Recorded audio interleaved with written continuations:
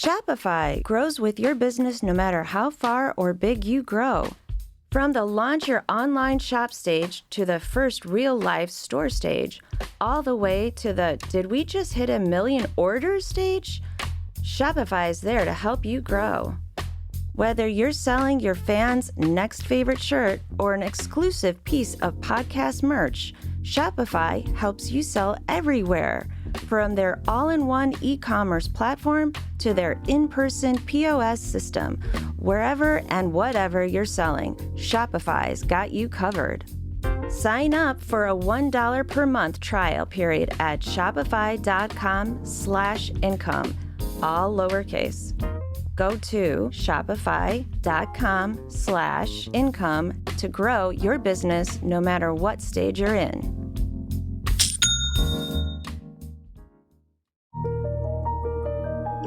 Welcome to Accelerate Your Business Growth, where we're exploring all sorts of business topics.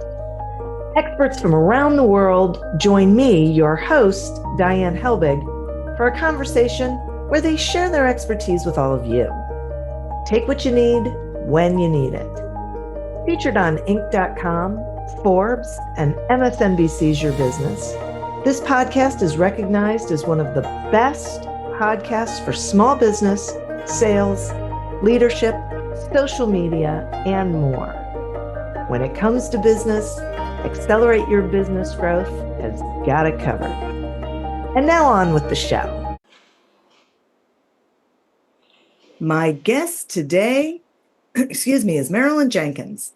Marilyn, a digital marketing expert with over 16 years of experience, helps businesses grow through paid advertising, social media management, and SEO, especially Google Business Profile optimization. Her clients have achieved significant growth, some exceeding $1 million in sales and experiencing 14 times ROI. Her book, The Google Business Profile Training Guide, teaches businesses to dominate local search. Thanks so much for being here today, Marilyn. Thank you so much for having me. I really enjoy your podcast. I'm looking forward to chatting. Thank you. I am looking forward to chatting too, because we do not talk enough about this Google Business Profile and all of this. So I'm so thrilled to have you here. Will you explain, please, to the listeners what it is and why it matters? Absolutely. You might think of it a Google My Business. That's what we've been calling it for a few years. The Google Business Profile is actually like the, 8th or 9th iteration of Google Places. Google started the best idea is if you're old enough to remember the yellow pages, right? It's kind of like them taking the yellow pages, bringing it into the search engine and giving everybody a listing, right? But instead of you having to pay for bold or display, you all have one, okay? It's free.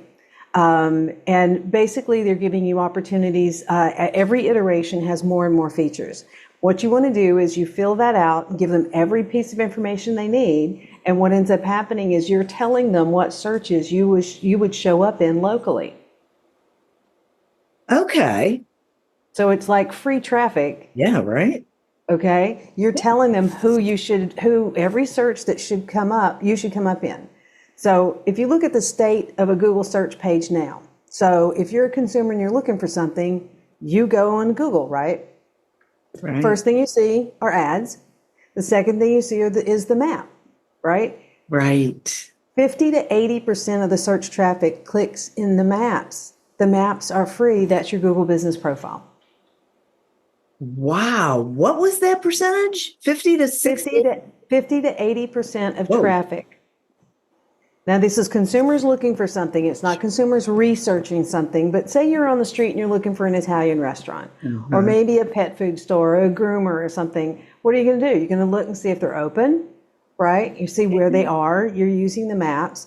And it used to be the maps were 7 positions. Now they're 3. That's why it's more important that you do more in your Google Business Profile so you can be in that top 3.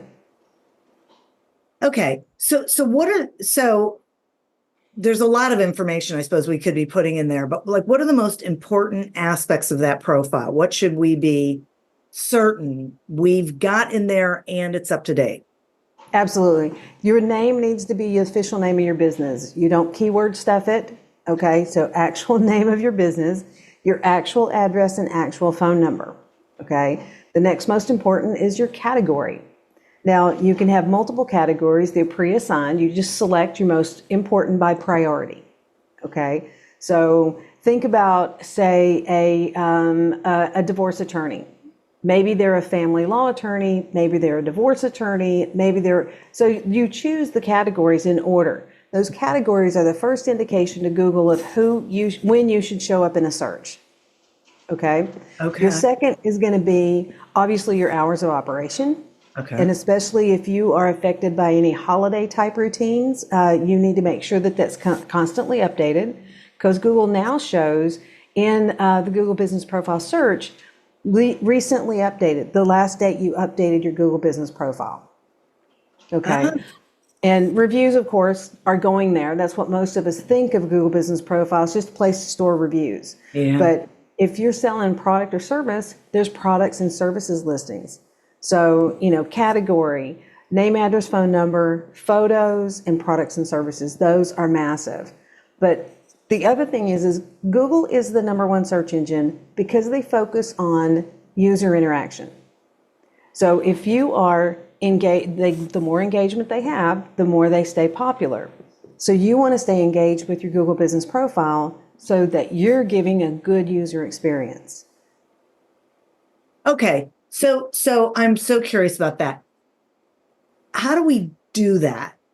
Is that because it feels to me like people have gone in and they filled out their profile, and as long as it's current, they just move on. Mm-hmm. But then there's other people who are like posting like business updates and things. How do we use this effectively? Yeah. Okay. So think about if you and I are competing businesses in the same arena, and you fill yours out and you do nothing else. I filled mine out, and then every week I go in and I add a question and answer, maybe an FAQ for my clients, or I add a photo, or I add a video, or I add a blog post. Any of those types of things shows more engagement, and Google's going to say, okay, you guys are the same, but you're more engaged. That means you're as interested as I am in the user experience. Makes sense now? I mean, it feels like when you talk about it like that, it feels like a social media platform, but it's not, because on social media, you're out in front of everybody, where on your Google Business Profile, you're telling Google with all your interactions where you want to be found. Okay. Thank you for that. That is really helpful, because that's what I was thinking. It seems like it's like another platform, but it's very different. It really is a search engine. It is. I mean, if you think about social media as, okay, you want to be popular, but I want to make money. Yeah. Right? So you want to reply to reviews. You want to just do something every week. And I tell people, spend 10 minutes a week and do something. Okay. Now let's talk about getting our website, like driving traffic to our website and that sort of SEO. Okay. So how would you suggest people use their online presence to actually do that, to drive traffic to their website and generate leads? Well, there's a website button on your Google Business Profile. So you connect those. Okay. That gives your website a super high value domain authority link back to the website. Okay. Make sure your website lists your name, address, and phone number exactly the way you have it on your Google Business Profile. And then if you've got blog articles or anything like that on your website, take those and put them on your Google Business Profile. There's a relatively new feature called posts. Okay. And so if you use your keywords that you want to be found for, it's all synergistic, right? And the more that you put on your Google Business Profile, the more you're telling Google what searches you're relevant for. Okay, wait. I want to make sure I understand this. Are you saying copy and paste that post onto or link it? Copy and paste. Okay. So if I'm hearing that correctly, what I'm hearing is, the more of that sort of content you have on there, the more Google understands who is looking for you. And so when they put the search in the search bar, you show up, your Google business profile shows up. You've got all that content, but you've got the link to your website in there. So it does this. Yeah, there's buttons for website, directions, call, and chat. Okay, so you can connect a phone number where they can actually call you. You can also connect a phone number that'll start a text conversation. And in the management portal of your Google Business Profile is an Insights tab. And the Insights tab tells you how people are interacting with you. Oh, wow. I did not know that. Of course, I didn't know much of this. Okay. That's why you're here. Most of us don't. Okay, now let's talk, because I can hear people saying to themselves, oh, I do not have time to dedicate to another thing online that I have to be doing this. How much time really does someone need for just their business profile? If you haven't claimed it, you need to claim it. Okay. That's going to take you 5 minutes. Then you need to verify it. Now, in the past, they'd mail a postcard to you.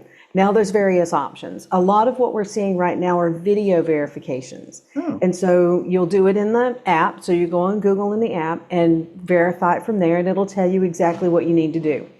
So if it turns out that your choice or you were assigned a video, then you need to say start at the sign at the front of your office, unlock the door, walk into your business, walk into the back private area, and do all this in a 90-second video with no cuts. What you're doing is you're proving that this is my office. See the address, see the door, here's the key, I'm walking in. You show where customers are, and then you show where customers not allowed. And I have had clients that went to a supply closet because they didn't have a break room type thing, but customers aren't allowed in the supply closet. There you go. Non-customer space. That's excellent. I love that. But once you've verified it, okay, now the hard part's over.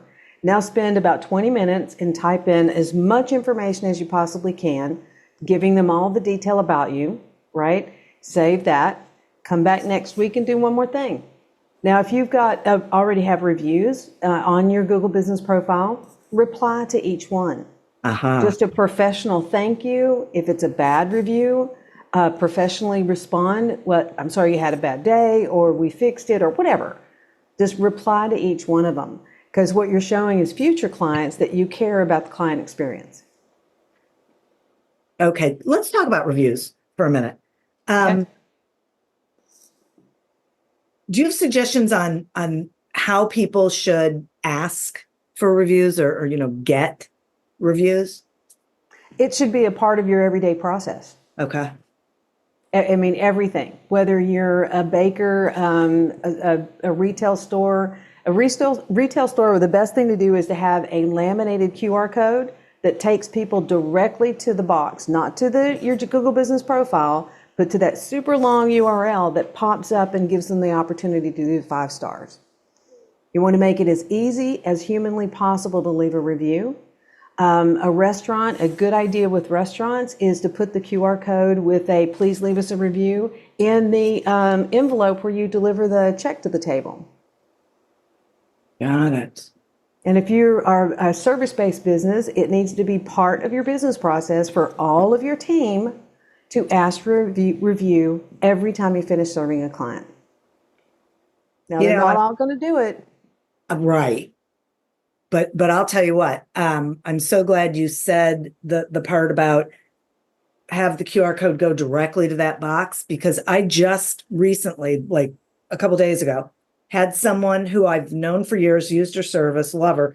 She sent me an email and she said, that she was trying to build up her reviews, whatnot. And if I could, and when I clicked on the link, it went straight to that box and I did it and I was done. It was exactly. Easy. Yeah. Very simple. And then, you could go into, and so as the business owner, say it's an Italian restaurant in Charlotte, North Carolina. You could reply and go, thank you so much. You help us be one of the top Italian restaurants in Charlotte, North Carolina. Now you've reiterated your keywords and thanked them for the review. Yeah. But the other thing is, you want real reviews and you want them on a regular frequency. So you don't want to go tell 20 people, if you haven't had any reviews or 10 in the last, year, you don't want to ask 20 people for a review today. Okay. Because if you get 20 or say 10 or 15, they're going to gatekeep those because it's not your normal frequency. Oh. Okay, that's why I say it needs to be part of your business process. Right. Every time you finish serving a client, ask for a review. Then it becomes normal. Maybe it's 2 a day, maybe it's 2 a week, but Right. whatever, it becomes a normal frequency. I see. Boy, that's important. And then talk to us about these negative reviews, because you said something, and I totally agree with it. I've heard it before, that you respond to those as well. You don't delete them, you don't hide them, but talk some more about the positive side of negative reviews. Well, we're all human. We all have bad days, right? Whether it's the customer or the person serving the customer. Yeah. So it's just like when I read Amazon reviews, I'm going to read the 1 stars and the 5 stars. Right. Okay. Because I want to see in the context, right? People do the same thing. So if you're reading through and you get 10 5-star reviews and you hit a 1, well, either that person had a bad day or it was really a problem. If you've responded to it in a professional manner, you're telling that future client, oh, they tried to make it right, right? Yeah. Now, if it is truly fake, and I've had clients that had disgruntled ex-employees leave really bad reviews that were clearly fake. Yeah. Well, you can appeal those. The Google Business Profile is one of the places, as the owner of the Google Business Profile, where you can actually reach support on Google. So you can have friends of yours report that review, but you can also appeal it and say, this is a disgruntled employee, this is not a valid review. I see. Okay. All right. That makes sense to me. And let's talk about, this is sort of a complex multi-part question. And it's around hiring a professional to help with online presence. The multi-parts are, who should be, should we be doing that? Who should be doing that? At what point should we be doing it? To what extent? Like, should we still be participating? I guess, what does that look like? If you outsource it, you don't need to be participating, okay? If you outsource it, you need to have someone who's not doing that 10 minutes a day, a week. They're going to be doing a lot more, okay? One of the things that we do for our clients when we manage this is we do a human written article every week based on your service, your town, the neighboring neighborhoods, so that we're getting those keywords out there. We put it as a media center on your website, and we put it as a post on your Google Business Profile. Wow. Now, in addition to that, we build what we call citations back to that. And those are, in the olden days, we called them backlinks. There are lots of networks out there that are high networks, not private networks, that will take and actually put that article and then link back to it. So we do those, and Google sees if all of your directory listings and all your citations use the same name, address, and phone number identically, the more of those you have, the more weight you have in the Google search, in the Google Map Pack. That's so interesting. Okay, if someone's not having someone manage their online presence, how can they do that on their own? Like, how do they know? Oh, absolutely. If you're in a super competitive market and you need to get past your biggest competitor, what I would say is do something little every week, and then if you have the time, get 1 or 2 articles a month written, put it on your website, and then put it on your Google Business Profile so that you're consistently doing something. Add services, add your FAQs. There's a Q&A section there where people can ask you questions, but it's also a good place for the business owner to put their frequently asked questions. What's the top 7 questions that every customer that uses your service has at some point throughout the line, right? put those up there. So you're showing all of that. And then, you could buy a press release once a quarter of something big that's happening. Also, if you have a special, if your hours change, there's always something going on in your business that you can promote. Somebody's birthday, something behind the scenes, an award you've done, a podcast you were on, any of those kind of things. Think of it, for lack of a better term, think of it as a really focused website that's all about you on Google. Fascinating. It's an amazing tool. Oh, no doubt. It is amazing to me how much so many of us don't know about it, considering how valuable it is. Are there other platforms that are important for or valuable for local search? Not as valuable as your Google Business Profile. Okay. There's Bing, there's Yahoo, but it's kind of like we have this saying. It's like, where's the best place to hide a dead body? And it's on page 2 of Google. I'll remember that. That's a good one. No one scrolls to page 2, but if you're in that top 3, you're getting the majority of the clicks. Right. Exactly. Wow, Marilyn, this is amazing. I've been taking notes. I have learned so much. This is really incredibly valuable. Will you tell the listeners how they can find you and how they can get your book, please? Absolutely. You can find me on LinkedIn, and you can get my book at maximizeyourgbp.com. That's your Google Business Profile. Maximizeyourgbp.com, and it's the Google Business Profile Training Guide. And it will walk you through step by step everything you need to do that we've talked about here today. That's amazing. That is amazing. I am so grateful that you have spent this time with us. Thank you so much for being here. And listeners, thank you. You are who we're doing this for. Thank you for tuning in to this episode of Accelerate Your Business Growth, a production of Evergreen Podcasts. Discover more episodes of this podcast and explore others at evergreenpodcast.com. As always, continue to prosper and be curious. And if you're looking to get your sales strategy headed in the right direction, pick up a copy of Succeed Without Selling on Amazon or wherever books are sold. Until we meet again on another episode of Accelerate Your Business Growth, goodbye and good day.